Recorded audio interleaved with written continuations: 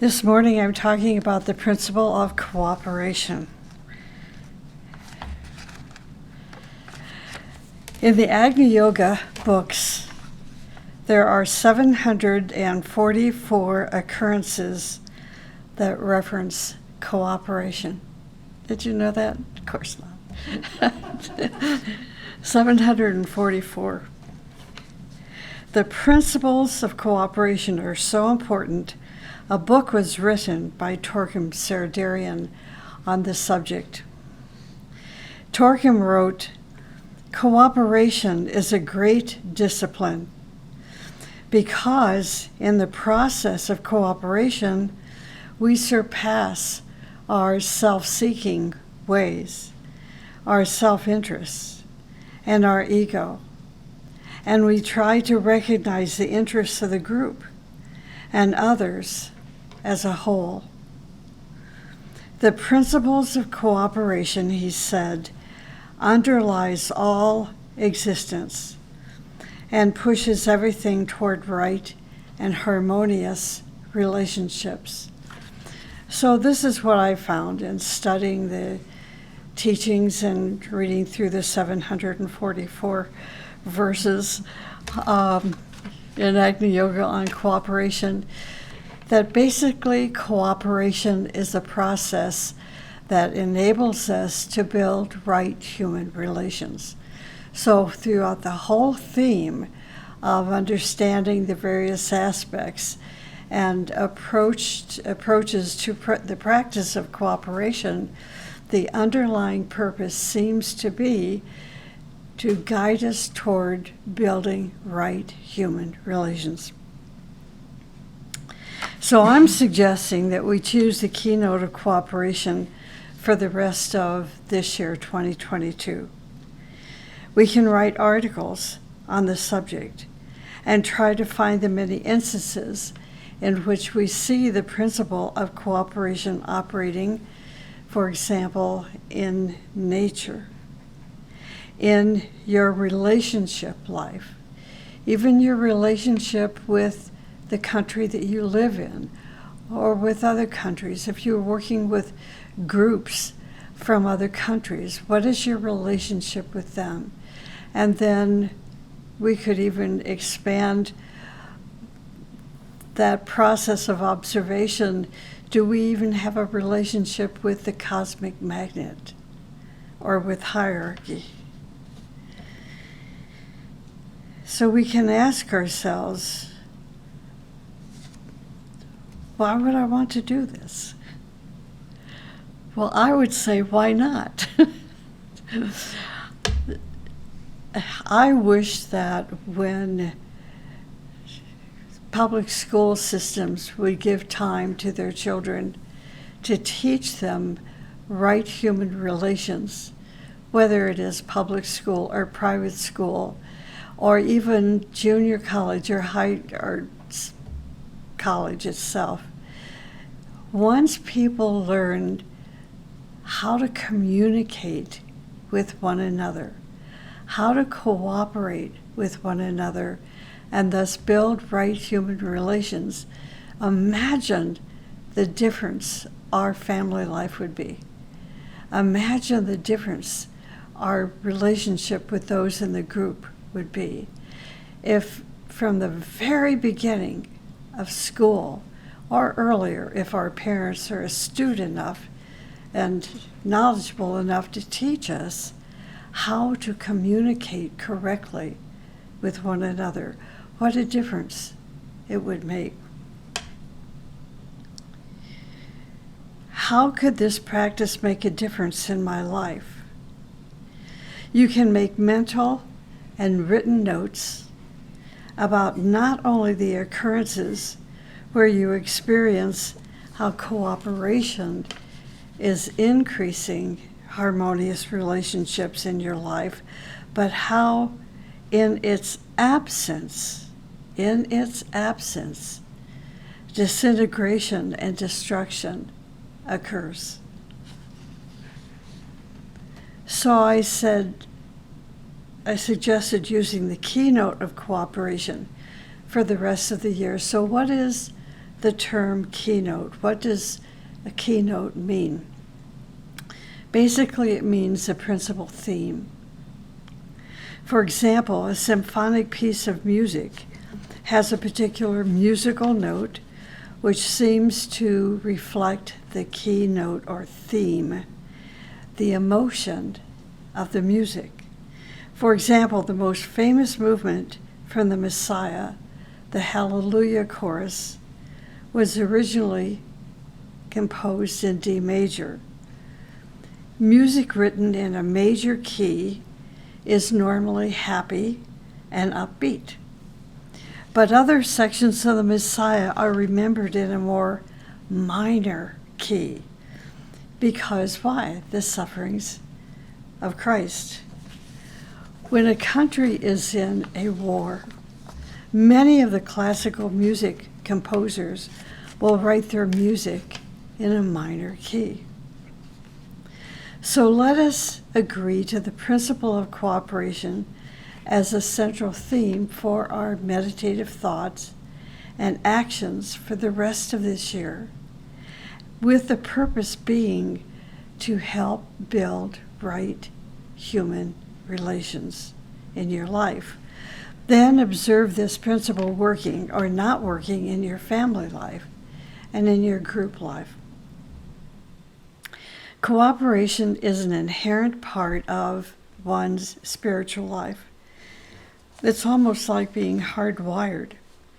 Master M tells us, he who comprehends the discipline of spirit will understand the direction of the fire and will approach the cooperation for the general good.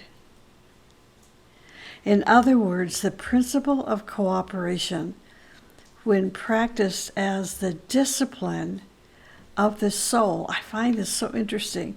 When we practice this as a discipline of the soul, it will direct us toward the general good of all. The Master also teaches the striving towards a true cooperation lies at the foundation of evolution. For example, if we want our group to advance, we must practice the spirit of cooperation with one another. If we want our country to advance, we must cooperate with other countries. It must practice right and harmonious human relations. Cooperation is an undercurrent which leads all forms of life to operate cooperatively, to manifest potentialities within mankind and in nature. So what does cooperation lead to or toward? It leads toward integration. So that's an important point. So people, think about cooperation in general. They think about cooperation means we no longer are independent, that we must adhere to the dictates of another person or of a group or a nation or some kind of leader, that we're going to lose our freedom of expression, freedom of creativity, freedom of doing this or that.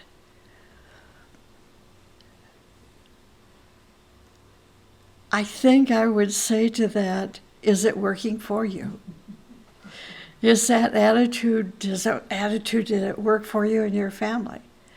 Not obeying your mom and dad, did that work for you?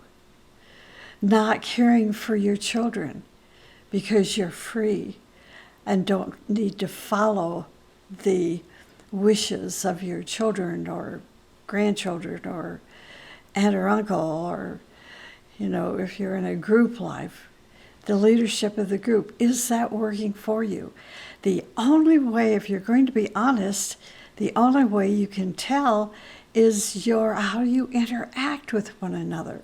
Is there a love between you and the other, you and the others? Is there a respect between you and the other, or you and the others. Not unless you are practicing cooperation. Cooperation leads to integration. It leads to groupings. It leads in such a way that we begin to align ourselves. Literally this happens. We align ourselves with higher energy and guidance. That eventually makes people, groups, nations, and humanity, cooperation does, makes them transcend themselves. In cooperation, 3 or more people operate or work together. See, you can't cooperate if you're not with other people. If you are isolated, right? It's like, yeah, I really believe in cooperation and the principle of cooperation.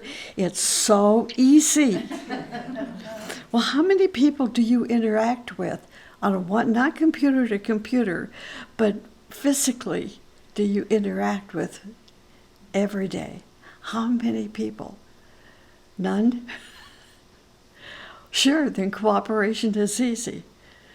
But the teaching says 3, in cooperation, 3 or more people operate or work together.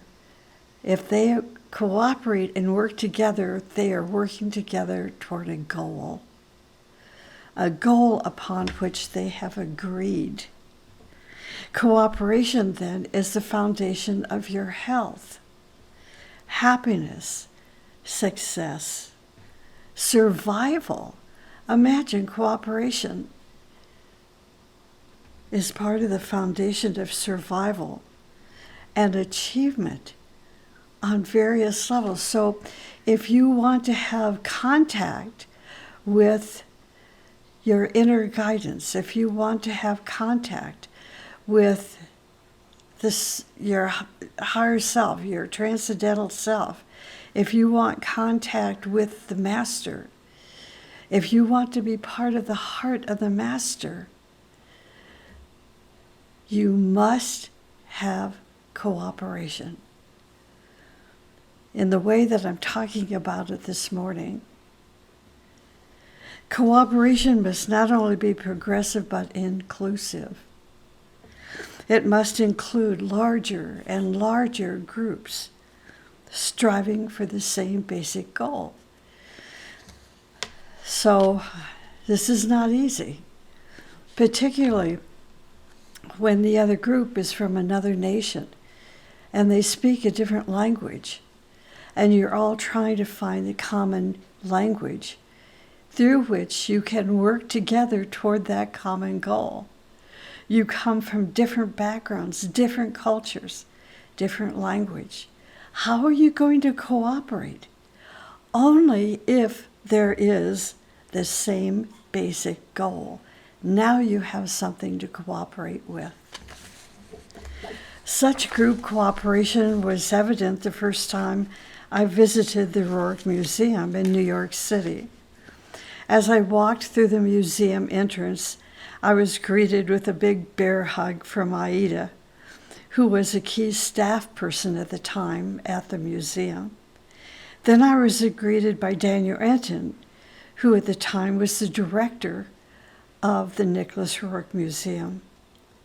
Daniel had, as you can imagine, huge responsibilities with that position, which included knowing and recognizing individuals and groups all over the world.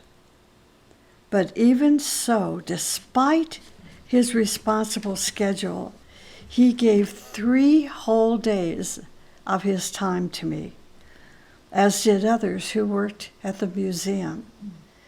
Both Daniel and Aida were instrumental in refining the translation of the book At the Threshold of the New World, which is a book White Mountain published a few years ago. Since that first experience at the Rourke Museum, I continue to see they've had changes. Daniel has passed. Aida isn't in the museum any longer. We have a new president and director, Vito Trepsa, and other people working on staff. and it is even improving. That experience of cooperation is improving. I continue to see and experience the practice of cooperation there. The Master M taught, I wish to see cooperation. This is really, really important. He is saying, I don't want to see cooperation on paper. He says, I don't want to see cooperation in assurances, but in action. And he elaborates on this through those 744 references to cooperation about the necessity of cooperation in action. He says, it is right not to speak about love, but to show it in action.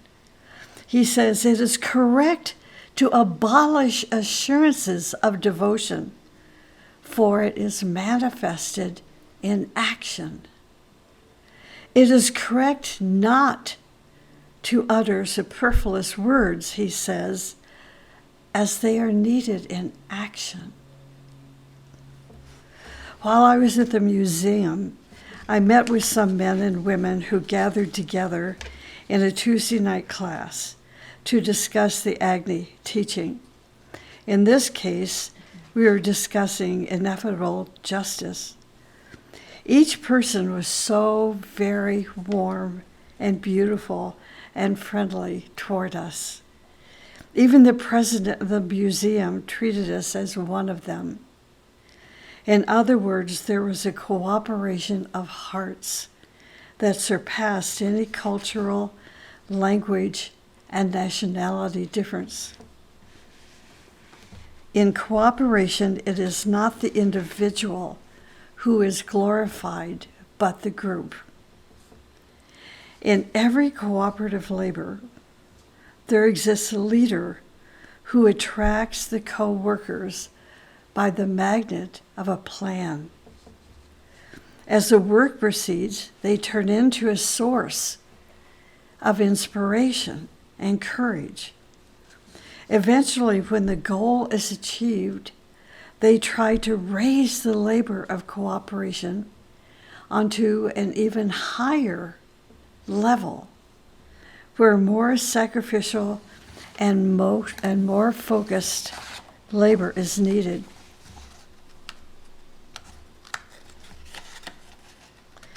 So you can see, just in this little bit of time we've spent talking about cooperation, it has nothing to do with I have to be independent, and so therefore I need not cooperate.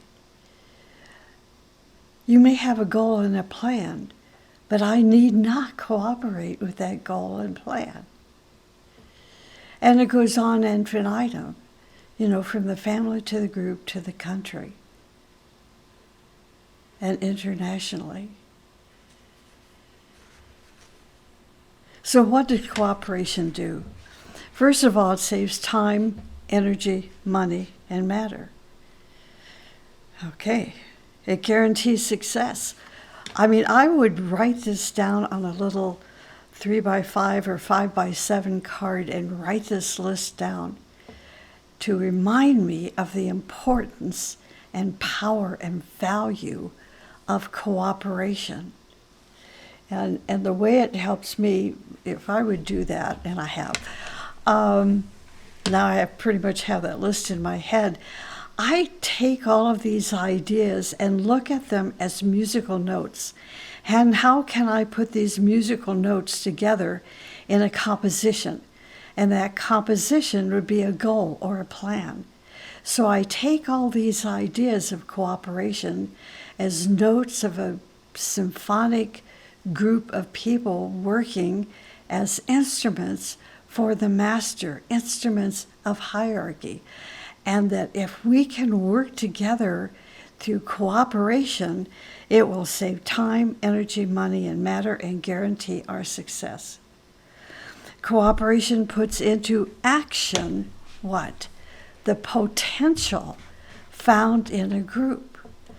When you see a group that's not progressing, that's not advancing, that seems not to have goals and plans and putting them into manifestation, look to see if it's because cooperation among the members is lacking.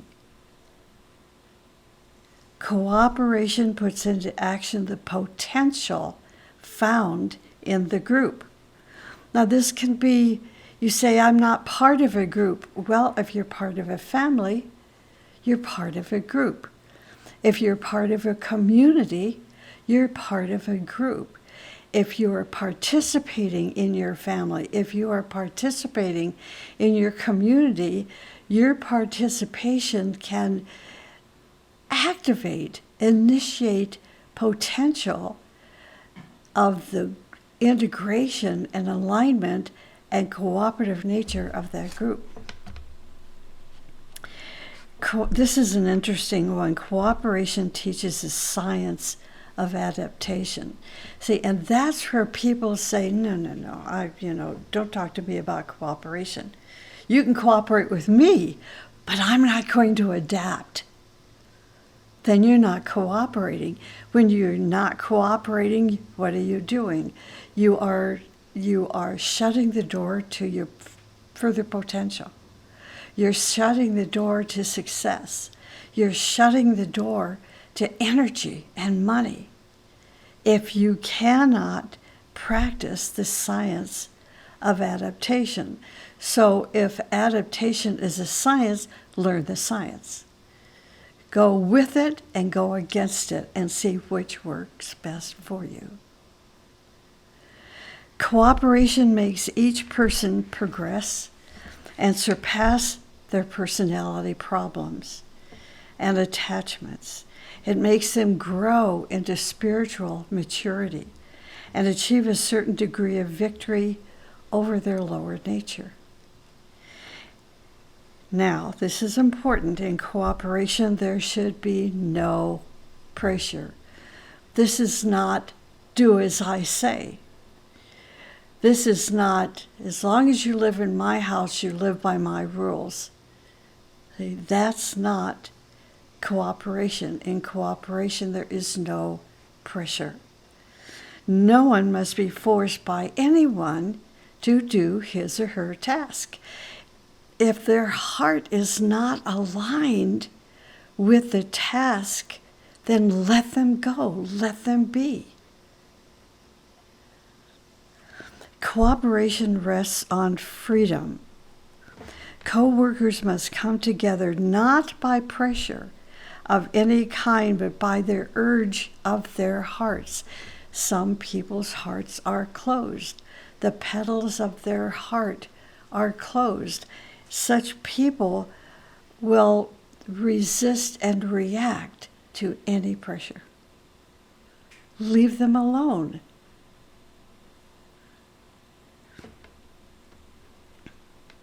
Co-workers must come together by the urge of their hearts and by the awareness of the need. Any display of force by any co-worker makes a spirit of cooperation impossible and creates resistance, cleavages, and other problems. So how do people force others? There's a saying that I recently heard on the TV program West Wing. Remember that? I'm watching this again. The president in the TV movie, his name was Jed Bartlett. He was telling his staff, don't handle me. It really caught my attention. It was a big deal that was going on. He was collecting his new staffers and they were getting ready to run. He was getting ready to run for president and they were going to, work together with him. And one of them was trying to handle him. So he stopped it and he said, don't handle me. So this really caught my attention. And I wanted to know more about it. And this is what I learned. When someone is trying to handle you, to force themselves on you, either overtly or covertly, they are really trying to control you or others. How? Through subtle manipulation. through coercion or even through intimidation. Someone who is controlling wants to control people. Controlling people want to control people. They want to handle the person. They want to control people close to them, such as their boss, their teacher, their partner, or even family members. If cooperation is carried on for personality advantages, for selfish interest, or to please certain people, it's going to fail. Progress, success, health, happiness, and great achievements, these are the results of cooperation. When a few people cooperate, there is success, there is prosperity, there is protection and stability. If a few groups cooperate, there is greater success. If nations cooperate, there is yet greater success and prosperity. But they need to learn one lesson. They need to learn renunciation of their selfish interests in the interest of the whole of humanity. If you bring a few people together and observe the quality of their cooperation, you're going to find that those who have good cooperation within their own nature also have good cooperation with their associates, their friends, their co-workers, their colleagues. So this tells us that before we cooperate with others, we must have an inner cooperation. The inner process of cooperation includes integration between our three bodies, our physical, emotional, mental bodies. If a person on your staff is unable to cooperate with you, the boss, and the rest of the staff, then you know that person is not yet integrated. If there is a family member who is always causing trouble for the rest of the family, you know that that family member is not yet integrated, has not integrated all parts of their personality life. For a group or a family to stay together, all parts of the group must be integrated and physically, emotionally, and mentally healthy. See, this is why I like to use the example of a symphonic orchestra. The musicians playing together, all playing different instruments, all playing different notes, but there's such a cooperative heartbeat among, let's say, 103 musicians with the conductor. They produce beautiful, beautiful music. Each one of the musicians, let's say they're powerful, they're talented, they're professional, they're knowledgeable, but they don't single themselves apart from the rest of the integrated orchestra. See, they're playing beautiful music that is conducted by a conductor, and the music that has been written by a master composer. For a group or a family, I'm repeating myself, for a group or a family to stay together, all parts of the group must be integrated.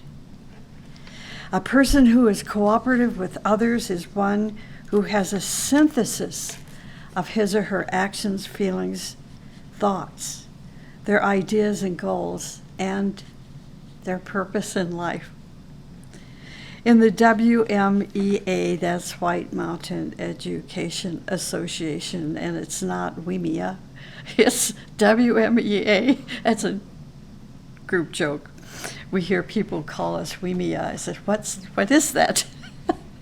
Trying to shorten WMEA, right? No, it's WMEA. Anyway, in the WMA office, committees and classes, if there is a person who is not yet integrated, Such a person will cause problems and at times cause interferences with the achievement or schedule of group goals, tasks, and so forth. Such people cause problems for the leader of the group, forcing the leader to circumvent the problems in various ways. Of course, one will not expect to have the cooperation of the enemies of mankind, but the final victory belongs to those who really formulate goals that are for the whole human welfare. When the personality, the human soul, and the transpersonal self cooperate, it says personality, human self, soul, and transpersonal self cooperate, progressive, balanced cooperation is then created. Cooperation between people and groups must follow the same procedure.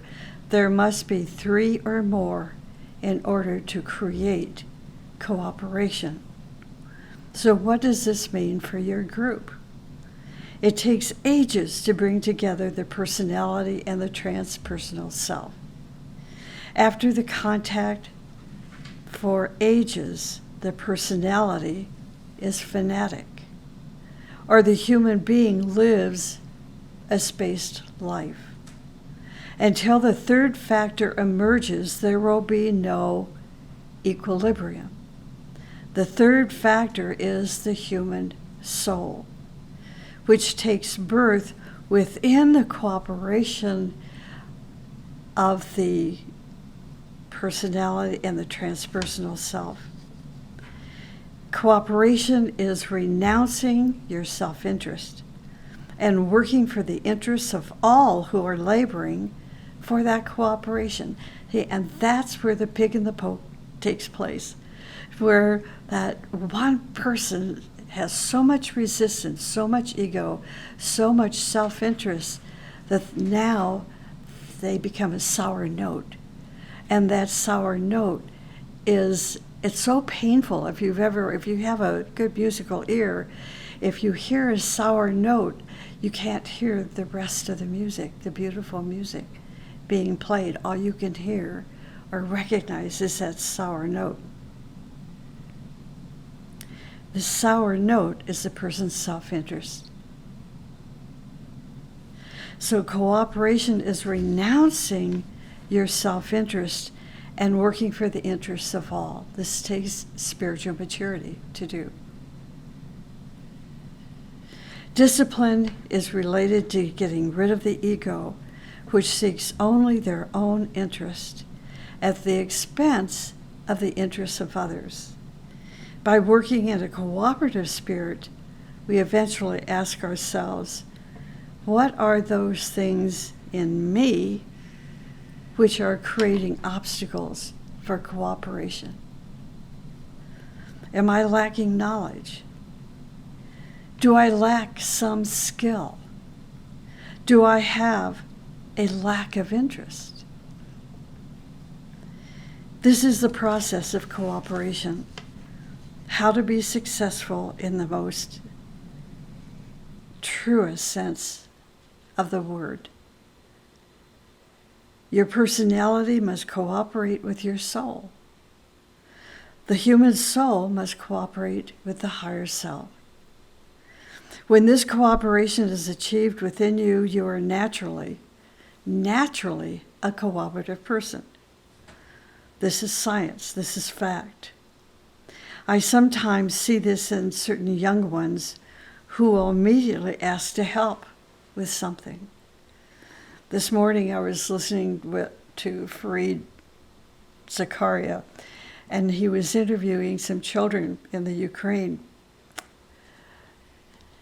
Find that on YouTube. I'm sure he's on YouTube somewhere. You will be so inspired at the maturity of these young people. They are not about themselves. They're about their family and about their country. They have this quality now, these young ones, because they were cooperative in past incarnations. You can see those who lack this quality in meetings. They are troublemakers. I was in a meeting once where someone kept insisting on the most absurd things. We laughed and said, "Can't you see that this is absurd?" "No," he said. "If it is not taken seriously, I will go." He left the meeting. See, this is not cooperation. I remember when I was a kid in playing in the violin. I played the violin forever, it seemed like. And we were in a young orchestra, an orchestra made of young people. And there was this one kid, I just loved him. He was so ornery and cantankerous, but I just loved him for some reason. Anyway, he played hoedown music with his violin. So where the rest of us were all working really hard to play our classical, version of whatever, he was always in the back of the orchestra playing some hoedown piece of music, driving the conductor absolutely crazy. So I wasn't the conductor, I just had a good time with him, even though it was a bit annoying sometimes. The ego was not cooperating. When a person has pride, they cannot cooperate. Pride is when a person feels that they are superior. There are so many stupid things that we have done and continue to do. How can we feel superior? A prideful person sees only themselves, not their past or future vision. It is only through humility that we can cooperate. It is interesting to observe those with humility interacting with those who have a superiority complex or attitude. The one of humility will go very quiet and sometimes feel lesser than who they truly are. Why is this? Because the one with pride has a pseudo-confidence that speaks like a peacock. And the one with humility will go within themselves and ask questions. In the end, the one of humility will recognize, even if it takes a few days, weeks, or months, that the boasting one is blanketing his or her ignorance and laziness. Laziness fails to keep up with today's needs. Failing to keep up with today's needs means future failure. The one of humility will bring balance back to their soul life and move forward with increasing courage and cooperation to see the need. You cannot cooperate with lazy people. People acting in stupidity cannot cooperate. I see this happen so frequently. For example, you have a simple request and say, "Put the chair here." But your co-worker puts it somewhere else and causes confusion and disorder. The person does just the opposite of what they were asked to do. Leaders must be cautious about putting such people on a committee, for they will create chaos and waste the time of the other committee members.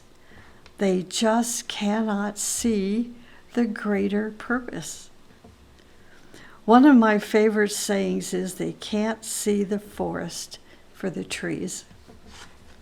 Arrogant people do not cooperate with the greater need. I remember a coworker bought my spiritual teacher a computer. The teacher had mentioned to the group that the office needed another computer and what kind was needed. He told them exactly what the office needed. So my coworker bought a computer and presented it to him with a very big smile.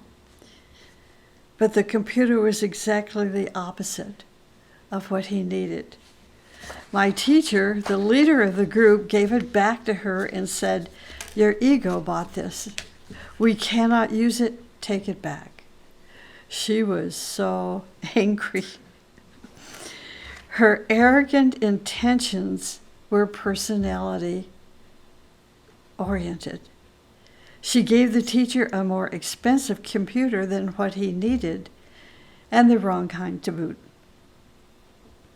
Any group or any committee is successful when the people in the committee or group keep their self-interests out of the work and focus on the interest of the group as a whole. People can fit together and work together only if they renounce their self-interest for the good of the whole, the good of the group, and for the purpose of the group. Sometimes in groups and in the human personality there are secrets, but here is our hope. Christ referred to this in a parable when he said, "There is a field, a thief, an enemy came and put tares in it." Tares is a poisonous gas. They asked, "What shall we do? Shall we pull the tares out?" No, it will destroy the roots. Let them both grow.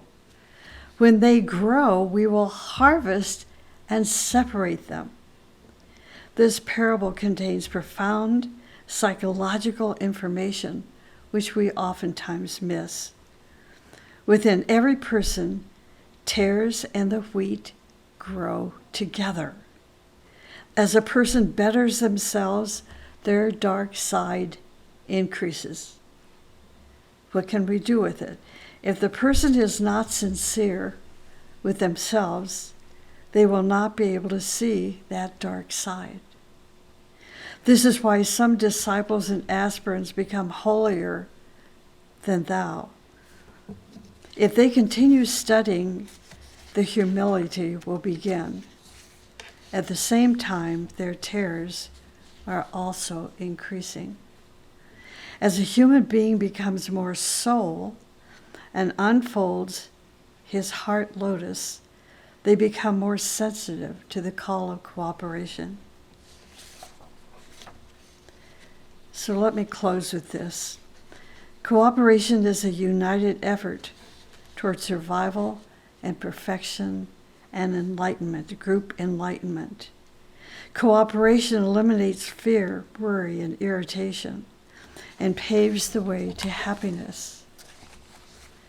An observer saw something very beautiful the other day. A car was stopped in the road and an old lady was in it. She got out and did not know what to do. Suddenly, 3 healthy, really good-looking boys stopped their car and came to the lady and said, "What can we do to help you?" They were so beautiful. The observer thought that they must have been surfers because they were tanned and had muscles and so forth. She said, "Well, the car stopped." They said, "If we push it, maybe it will work. So you get in and we will push it." They pushed it half a mile and it started again. They were so proud. The lady turned to them. "This is the most beautiful thing I have ever seen," she said. "Thank you, my children." And they said, "Bye." They didn't even care about the thank you. It was so beautiful. It came from their heart.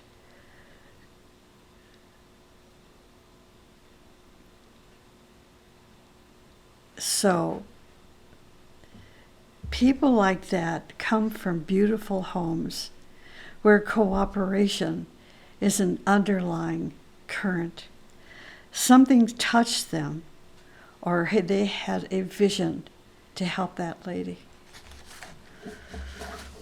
So I hope today's talk gives you a whole different approach to the value of cooperation. And see if you can't go back and listen to this talk 2 or 3 times. It'll be up on our YouTube account, which you can access through our website. And make some notes, just some key ideas that you take out of the lecture and begin to practice and see if it makes a difference in your life.